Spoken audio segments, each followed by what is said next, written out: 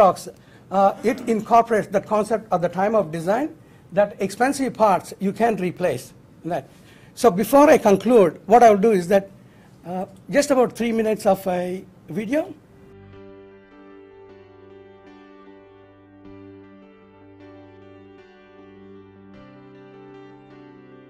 Fuji Xerox Australia has been in operation for 55 years with economic, environmental and social responsibility at the core of how we go about our business. This has been born through successive generations of Xerox and Fuji Xerox, operating on the principle that corporate social responsibility is synonymous with corporate management.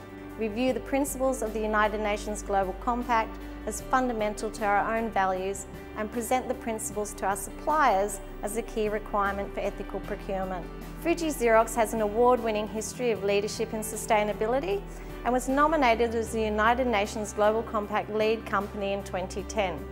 In recognition of our commitment and proactive measures in this field, we continue to participate in initiatives to drive CSR and sustainability forward worldwide and aim to deepen the discussion on the recently launched Sustainable Development Goals. Our Eco-Manufacturing Centre in Rose Hill. This is the engine behind achieving our zero waste to landfill commitment for devices, parts and consumables collected from our customers. This work contributes to reducing our and our customers' reliance on precious natural resources, improving our carbon footprint through the full life cycle of our products and contributing to the circular economy. Since 2012 we have been achieving zero waste to landfill and we continue to look at moving more material up the waste hierarchy. Reuse is the best environmental outcome when the need for use cannot be avoided. Remanufacturing has the benefit of using materials in their existing form. In the 14-15 year, items remanufactured at our Eco-Manufacturing Centre in Australia grew by 33%. Approximately 40% of our spare parts requirements for Australian customers are met through remanufactured parts that meet the same tolerances of our brand new parts. Clearly this has both significant environmental and cost benefits. Where we're unable to reuse materials in their existing form, we want to find new, innovative uses that continue to improve the environmental footprint of our products. Last year, Fuji Xerox Australia partnered with Close the Loop and Downer to pilot the manufacture of a new recycling alternative for waste toner. In 2014, Fuji Xerox Australia became the first original equipment manufacturer in Australia to send waste toner directly to be recycled through the joint venture between Close the Loop and Downer to produce a value-added asphalt additive called MTP, or modified toner polymer. The MTP is added to asphalt to create toner pave. Due to the nature of toner polymers, toner pave roads are expected to outlive conventional road surfaces due to improved resistance to rutting and cracking. Toner pave is now being used for roads in Sydney, Melbourne, Adelaide and Brisbane. At the end of 2014-15, Fuji Xerox Australia's Eco-Manufacturing Centre at Rose Hill had captured 155 tonnes of waste toner for reuse. Downer is a significant provider of maintenance services to the communities in which we operate. Obviously, we need to ensure that those precious resources are preserved for future generations, and toner pave allows us to keep those resources in the ground and also use other recyclable materials combined with the toner pave to really get a fantastic low-cost outcome for our communities and ensuring their sustainability into the future as well. So the key to partnerships is really driving better outcomes. The partnership we have with Downer has enabled us to put toner pave into roads. There's another partnership here around Fuji Xerox and Close the Loop in us recycling and extracting that toner. The other partnership is Fuji Xerox and Downer as a customer. So there's this great triumvirate going on here where, you know, it's really making the most of that partnership, and I think the outcomes speak for themselves.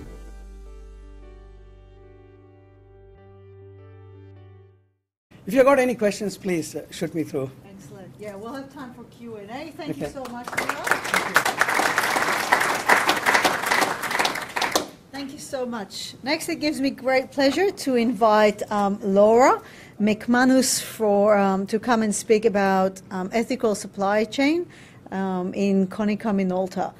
Laura is very passionate about having purpose and having purpose-driven businesses. She came from the not-for-profit background, And when David Cook wanted to shift the organization to be more sustainable, he found her, recruited her, and made sure that she works for him. She's very passionate about ethical fashion as well and believes in the power of business to be good for the world. So please join me in welcoming Laura.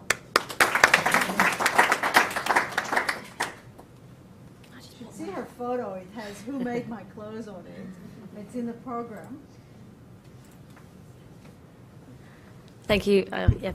So thank you, Debbie, for the introduction, and to Macquarie University for the invitation to speak to you today. So I think Debbie's made very clear my confession, which is not I'm a supply chain professional. I'm very conscious I'm in a room full of supply chain academics, which makes me a little nervous. So I'm a human rights professional trying to do supply chain and business. And so kind of this is Konica Minolta's take on how do you, I guess, through the lens of sustainable procurement, and looking at the human rights and social side of it. So whether by design or default, we've got the environmental and now social perspective, actually of two competing companies, which is also nice to note that sustainability happens in a pre-competitive space, which is actually quite an important message.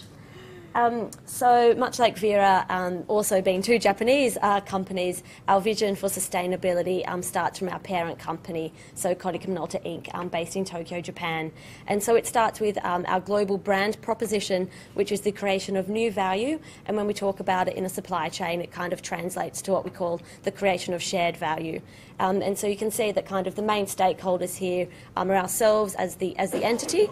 So not only is it the right thing to do, the business also recognises there's a return for the business.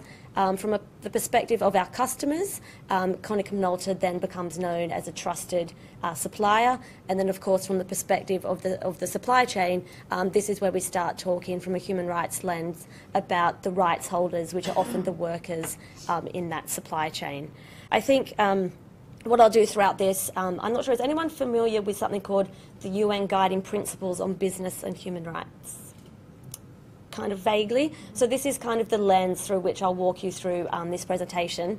And so at the kind of base level of the UN Guiding Principles, which is what a lot of businesses adopt to kind of operationalise human rights, not only in their operations but also supply chain, it states that, you know, business and human rights is not just relevant for major multinationals or even their subsidiaries, it's relevant to all businesses. And so in the SME space, it would be something like the B Corp movement that you might also be familiar with. So once we have that kind of global commitment, we have a kind of global structure that reflects the commitment as well. So you can see our group CSR procurement officer reports straight into our global group CEO. And then down the bottom is kind of the division or subsidiary level, which is where someone like Konica Minolta Australia would sit in that structure. So we have the scope of our CSR program globally relates to both new and existing suppliers, and that's those who we either directly purchase from or we contract work with. And so that kind of in the first phase is about 1,200 suppliers, and they, you can see there, are from kind of mechanical, electrical, and then kind of chemical component from our procurement category perspective. And these are mainly manufactured in Japan and China, followed by other ASEAN countries. So these are some of the results from our ethical sourcing assessments that were conducted at the global level in 2016. So once we have that kind of first cut of 1,200 suppliers, the business then identified kind of another 120 critical suppliers. And so they're critical either from the lens of the transaction volume we would do with that supplier, or the irreplaceability of key parts that are critical to the manufacturing of our products, and also their CSR materiality. So last year we conducted 99 assessments of those 120, so we've still got a few more to go before we even then do further due diligence. And based on those 99 assessments, you can see the results there. So suppliers are then ranked either A, B or C according to their, I guess, their criteria rating on those four main pillars being labour and human rights, health and safety, environment and ethics. You can see there that ethics is the area where we've got kind of the most work to do from those main suppliers, and that's for a number of reasons. So ethics as defined by our supplier code of conducts looks at things like business integrity, information disclosure, IP, privacy, the protection of whistleblowers and kind of workers in the supply chain, and also conflict minerals. So it's really around the systems and processes, particularly for the conflict minerals piece. I mean, we talked about the tin and tantalum, which are key components of not only phones but nearly any electronic product, and they're mainly coming out of the DRC. So I think, off the top of my head, I think the study is about 80 or to 85% of the world's reliance on these minerals is coming from that conflict area. And so what you do once you're ranked either A, B or C, it will trigger a set of further due diligence. And on the right there's an example of what that process might look like. So the kind of grey interior line there is an audit. So this is reflecting two factory audits of one of our group sites in China. So in 2014, the first audit was conducted, kind of getting the range of score you can see there being kind of the grey, after a period of the corrective action plan, which is usually what happens once you identify gaps in the audit, that we then went back and did what they call a follow-up audit. This is third party as well, to kind of verify the different corrective actions. In this case, there's still a little bit of a gap, particularly around the labour and human rights. And this is really looking at things like overtime, which is actually a widespread issue in a lot of electronics manufacturing facilities, not only in China, but across other ASEAN manufacturers as well. So that's just kind of a brief overview as to what our global story looks like, but has been well documented. We have a very engaged and active managing director in Australia, so he kind of threw out the challenge to the business about 2 years ago to be like, okay, well, this is what our parent company is doing. What role do we have as the subsidiary and effectively a business in our own right in Australia to cascade these policies and good practice and understand our own supply chain? So that's where I came along, and we produced, after doing a baseline assessment, something called our ethical sourcing roadmap, which was effectively our 18-year, now we're pushing out to 2-year, or not 18-year, 18 months rather, pushing out to 2-year journey to look at ethical sourcing in our supply chain. What else did I want to say about that? Oh, that's about it. People told me it was very ambitious. It is very ambitious, but I think starting from the base of where a lot of companies are, from CSR and the supply chain, I think we also need to set ourselves some good stretch goals. So once we had our roadmap, kind of the next phase, and this is again aligned with what the UN Guiding Principles outline that businesses should do. So you've got your policy in place, and then you need to start looking at your supply chain and assessing your risk. So this is kind of the high-level risk mapping for our business in Australia. So you can see we've divided it, I guess, into two main categories of procurement, that being kind of the products, so the things that we're selling, and then also the operations. So what's the everyday functionality in making our business tick? Back at that product level, you can see, so sorry, I should have written that in full.